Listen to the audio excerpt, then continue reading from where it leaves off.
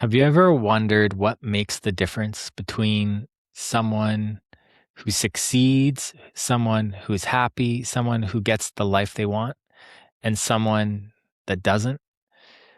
Someone that lives a full, fulfilling life, someone who, when they are laying in their deathbed, that they are fulfilled and happy with the choices that they made, compared to those who are resentful, who are and full of regrets in their last few years.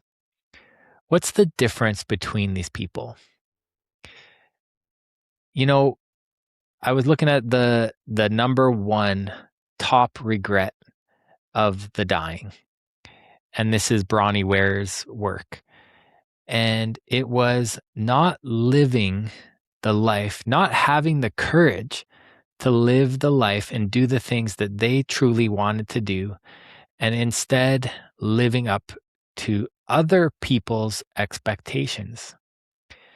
So these people that Bronnie Ware sat with while they were dying in the hospice were saying that they regretted living up to other people's expectations. They regretted not having the courage to do the things that they wanted to do.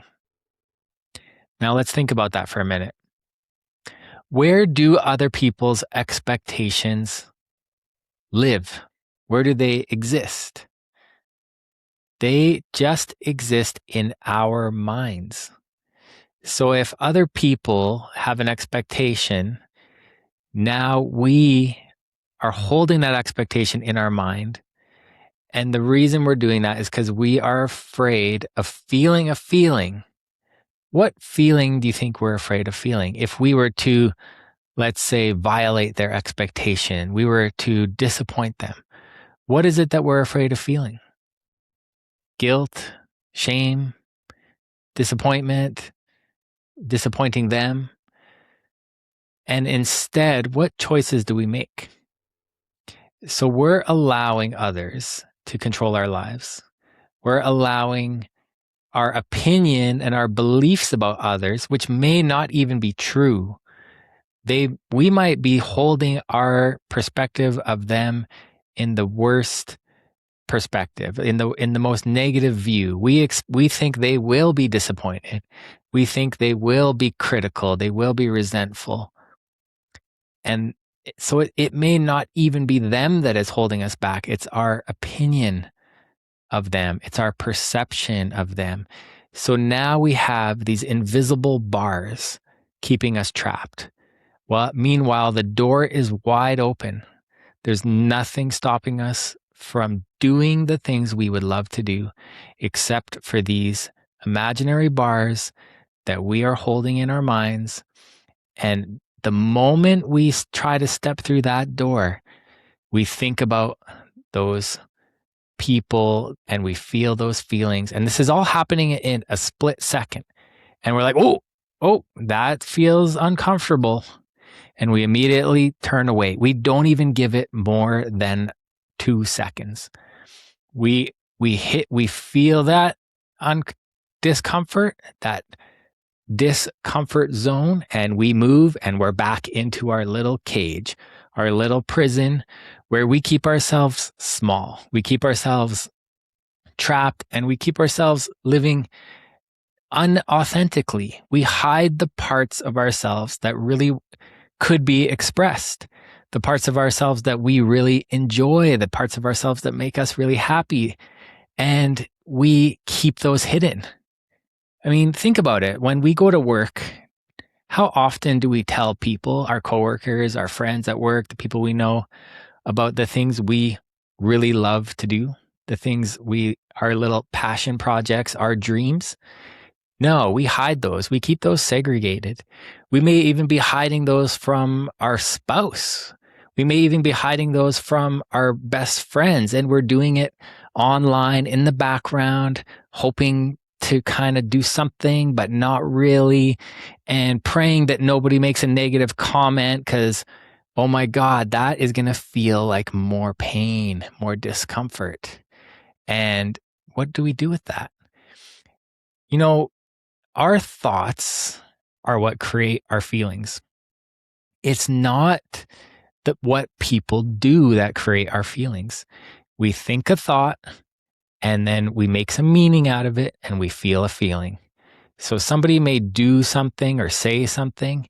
We think the thought, we feel the pain, and then that changes our behavior, that changes our action, that makes us stuck in inaction.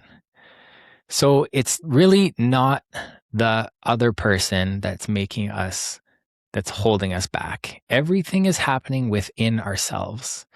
And if you take on this attitude of radical responsibility, where you now take full responsibility for all of your feelings, full responsibility for every event in your life, now you can't blame anybody. And the benefit of that is that now you've fully empowered yourself. Now you are fully in control of how you feel.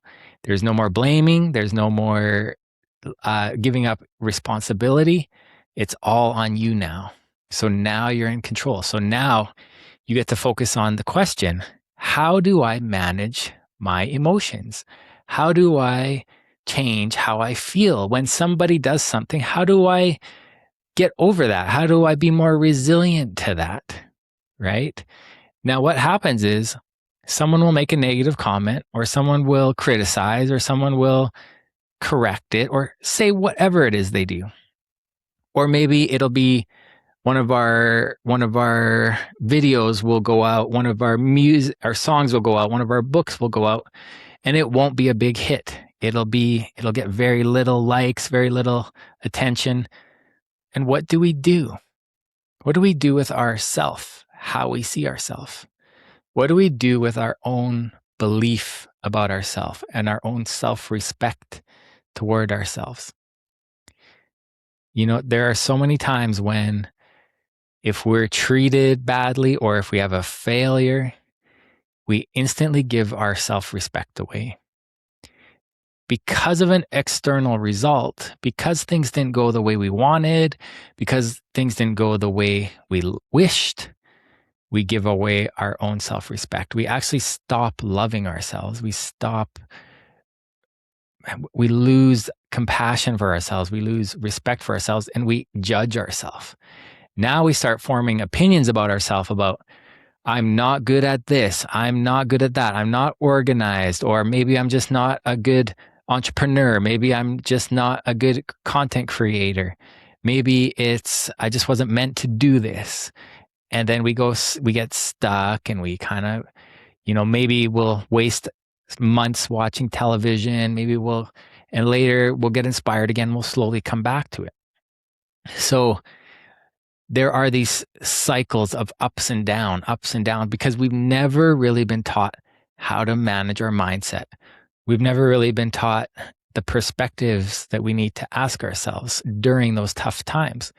We've never learned how to manage our feelings and how to overcome the resistance that we feel when we are trying to accomplish something.